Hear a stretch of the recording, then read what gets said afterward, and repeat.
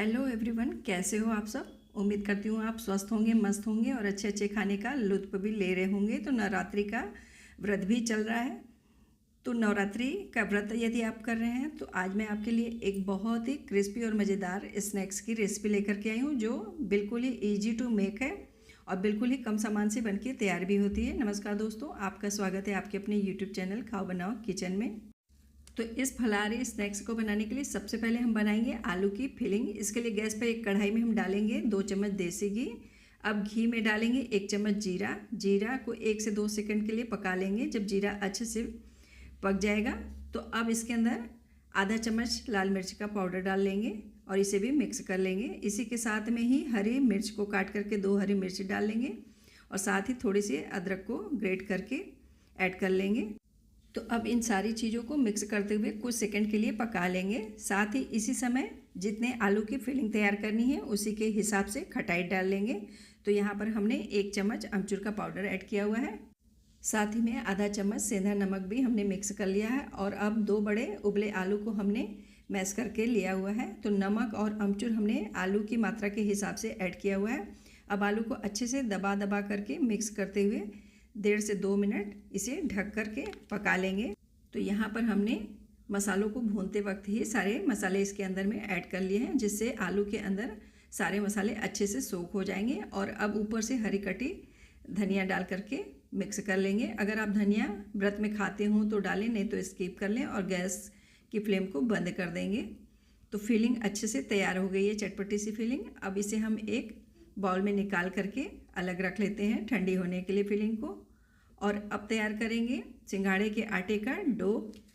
तो इसी कढ़ाई को हम नैपकिन से साफ करके इसके अंदर डालेंगे 1 कटोरी पानी।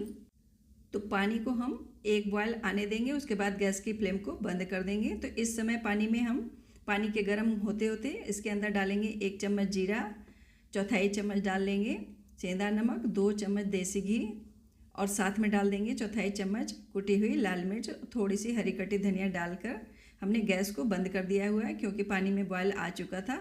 और अब हमने लिया हुआ है 1 कटोरी सिंघाड़े का आटा।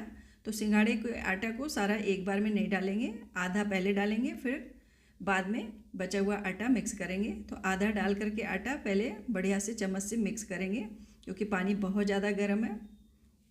जब बढ़िया से सिंघाड़े का आटा मिक्स हो जाए फिर उसके बाद बचा हुआ आटा भी डाल करके खूब बढ़िया से मिला लेंगे।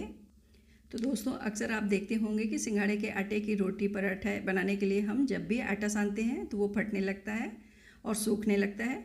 लेकिन जब आप इस तरीके से सिंघाड़े या कोटू का आटा सानेंगे और फिर उसकी रोटी, पूरी, पराठे या कोई भी स्नैक्स बनाएंगे तो वो ना तो ज़रा भी फटेगा और ना ही जल्दी से सूखने लगेगा, क्योंकि सिंघाड़े का या कोटू का आटा सानने के बाद जल्दी से सूखने भी लगता है। तो इसके अंदर जो हमने घी ऐड किया हुआ है, इससे सिंघाड़े का आटा का डो जो है एकदम लचीला और सॉफ्ट रहेगा। तो इस तरीके से जब आप सिंघाड़े के आटे का डो तैयार करेंगे तो कोई भी नाश्ता बहुत ही बढ़िया बनेगा।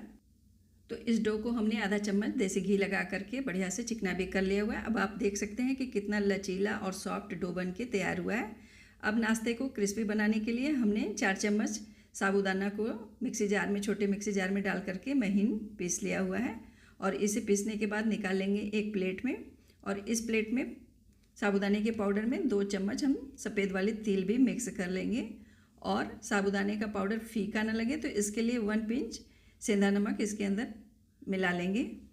तो सारी चीज़ें तैयार करने के बाद अब नाश्ते को फ्राई करने के लिए आंच पर कढ़ाई में घी, तेल जो भी आप व्रत में खाते हो वो कढ़ाई में गर्म होने के लिए रख दें।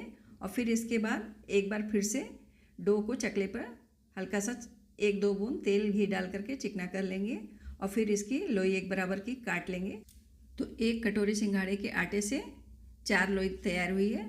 तो इसमें काफ़ी सारा नाश्ता बनके तैयार होगा। तो अब हमने 1 लोई को लिया हुआ है, थोड़ा सा साबूदाने का पाउडर चकले पर डाल करके लोई को दबा लेंगे और फिर बेलन को तेल या घी से चिकना करते हुए लोई को बेलेंगे, क्योंकि हमने पीछे की साइड में ही साबूदाने का पाउडर चिपकाना है, ऊपर वाली साइड में पाउडर को नहीं लगाएंगे। तो बस एक साइड में ही, पीछे की साइड में इस तरीके से साबूदाने और तिल का मिक्सचर चिपका लेंगे। तो हमने नॉर्मल सी पूड़ी की तरह से इसे बेला हुआ है, ना बहुत ज़्यादा मोटा और ना ही बहुत ज़्यादा पतला। अब क्या करेंगे कि आलू की फिलिंग को 2 से ढाई चम्मच ले करके बढ़िया से दबाते हुए इसे फैला लेंगे पूरी पूड़ी के ऊपर। तो दोस्तों, जब भी हमारा व्रत होता है तो वही साबूदाना या पकौड़ियाँ खा करके हम बोर से हो जाते हैं। तो एक बार ये नया सा नाश्ता ज़रूर ट्राई कीजिएगा, आप लोगों को खूब पसंद आएगा। तो ऊपर से उठाते हुए इसे हम रोल की तरह से घुमा लेंगे और फिर थोड़ा सा साबूदाने वाला मिक्सचर डाल करके रोल को अच्छे से राउंड कर लेंगे और फिर दोनों साइड से इसका मुंह बंद कर देंगे दबा करके।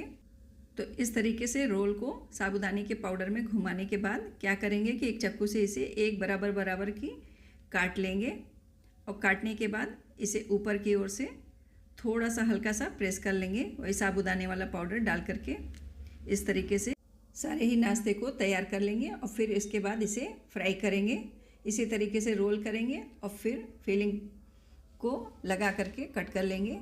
तो तेल भी मेरा काफ़ी अच्छे से गर्म हो गया है, तो इसमें एक एक करके सारे ही नाश्ते को डाल देंगे। तो एक बार में 5 से 6 डाल करके इसे अलटते पलटते हुए गोल्डन ब्राउन होने तक इसे फ्राई करेंगे।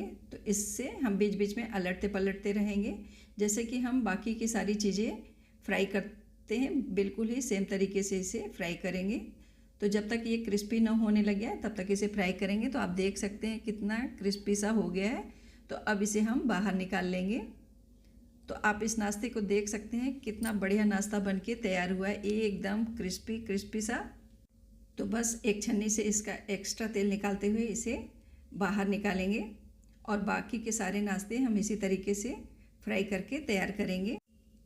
तो देखा दोस्तों आपने कितने कम सामान में ये चटपटा सा नाश्ता बनके तैयार हुआ है। सिर्फ एक कटोरी सिंघाड़े के आटे से बहुत सारा नाश्ता बनके तैयार होता है। तो इस चटपटे और क्रिस्पी नाश्ते को आप जब चाहे तब बिल्कुल ही कम सामान में और एकदम कम टाइम में बना करके खाइए और सभी को खिलाइए भी। तो इस नाश्ते को आप व्रत की हरी चटनी, मीठी चटनी के साथ एंजॉय कर सकते हैं। तो कैसी लगी आपको आज की ये रेसिपी? तो बिल्कुल ही थोड़े से सामान के साथ और एकदम कम टाइम में तैयार करके इस रेसिपी को क्रंच और टेस्ट दोनों के ही मज़े लीजिए इस रेसिपी में। तो दोस्तों, यदि आप भी व्रत में वही पकौड़ियाँ या साबूदाने नहीं खाना चाहते हैं तो एक बार आप इस क्रिस्पी नाश्ते को ज़रूर ही बना करके खाइए। एक बार आप इसे बना करके खा लेंगे तो व्रत में आप पकौड़ियों की जगह पर इसे ही बनाना पसंद करेंगे।